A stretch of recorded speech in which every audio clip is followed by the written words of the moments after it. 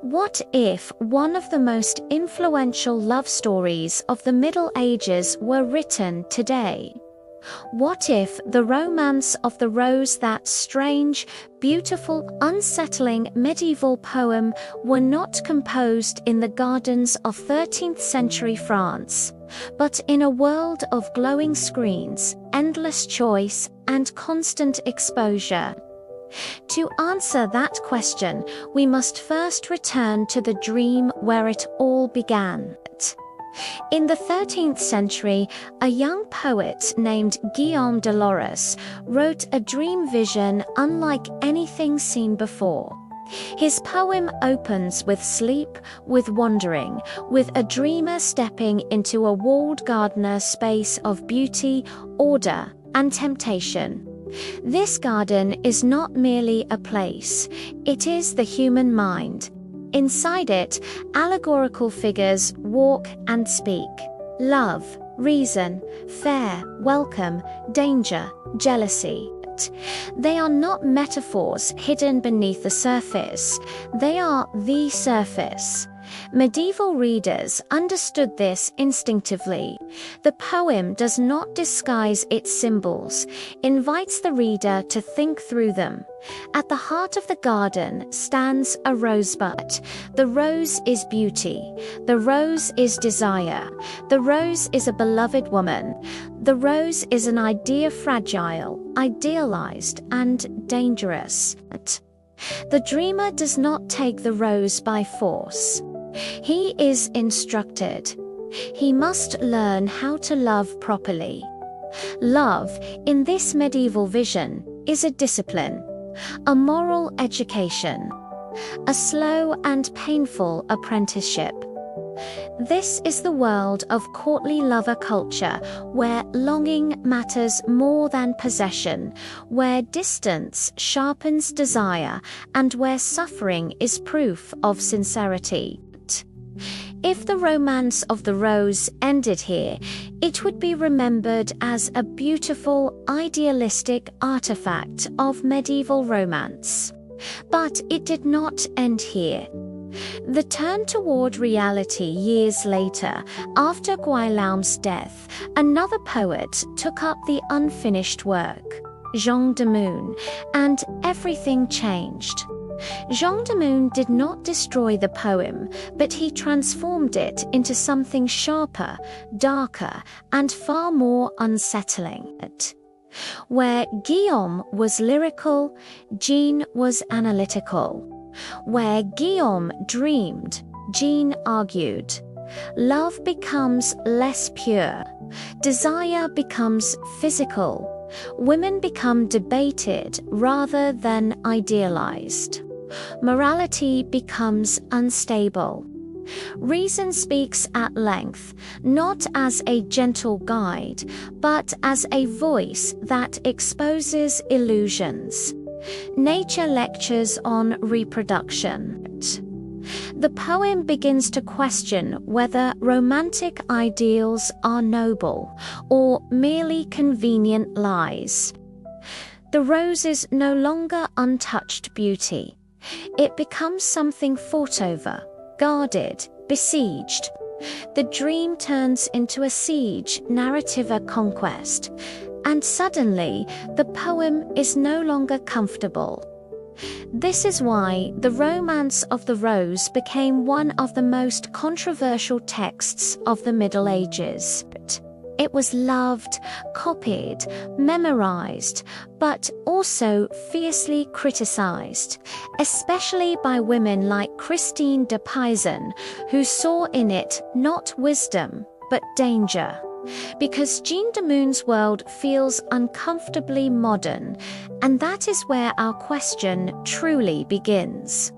If the romance of the rose were written today, it would still be a dream, but the garden would look very different. The walls would not protect innocence. They would filter attention.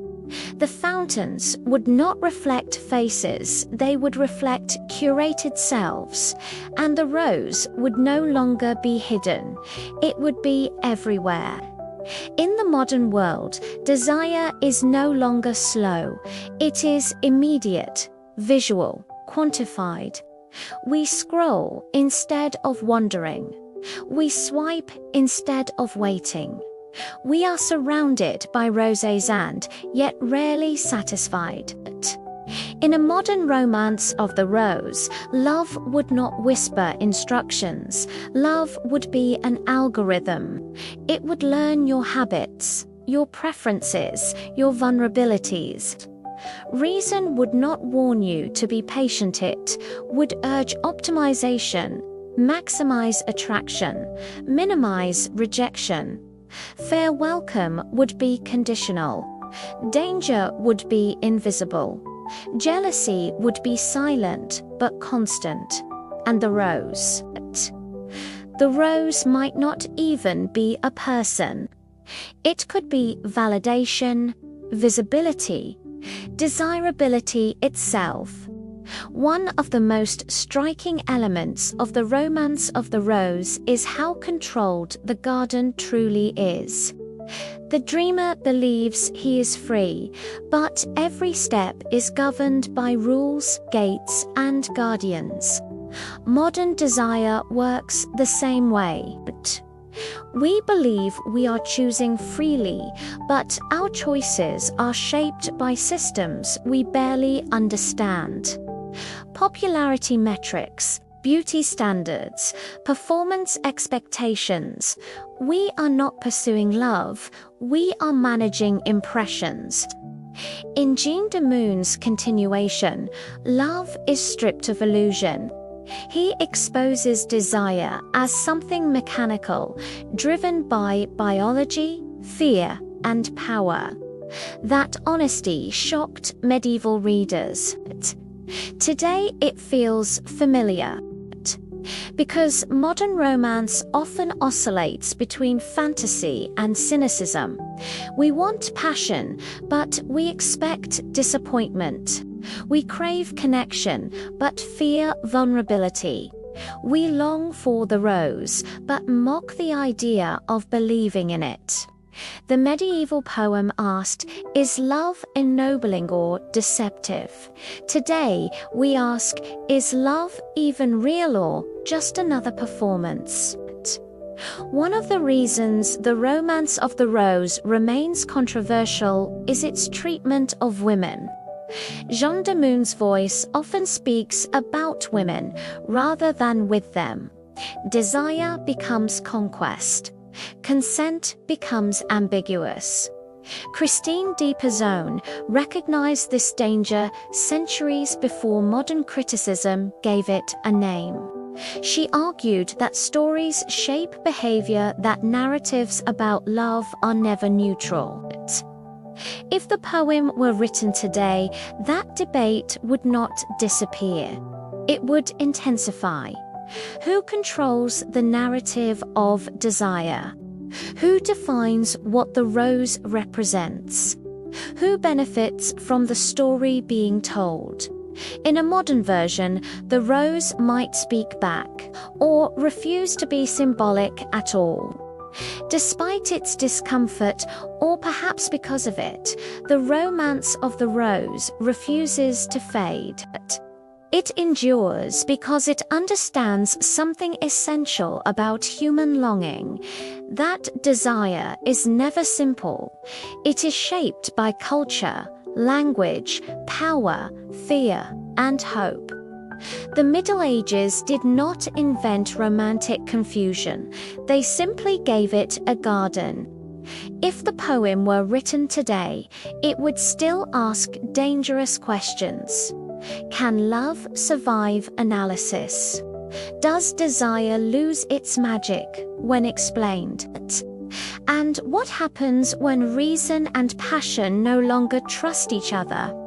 At the end of the medieval poem, the rose is taken, but the victory feels hollow, and perhaps that is the final lesson, that love pursued as conquest leaves emptiness behind, that desire without mystery collapses. That even in a world of infinite access, the rose can still slip through our fingers. What if the romance of the rose were written today? It might not look medieval at all, but it would still be about us dreaming, longing, rationalizing, and chasing something beautiful we are never quite sure we understand. And perhaps that is why, after 7 centuries, we are still wandering the garden.